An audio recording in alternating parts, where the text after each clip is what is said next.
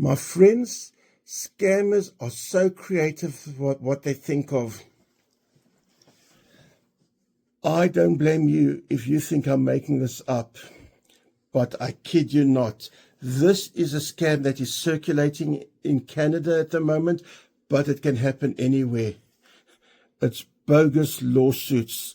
For example, if you own a car, you get a message that they found a defect in that car and there's a class action lawsuit for people who own that car. It could be appliance. It's even happening with milk. And then you're told you can participate in this lawsuit and you could get some compensation.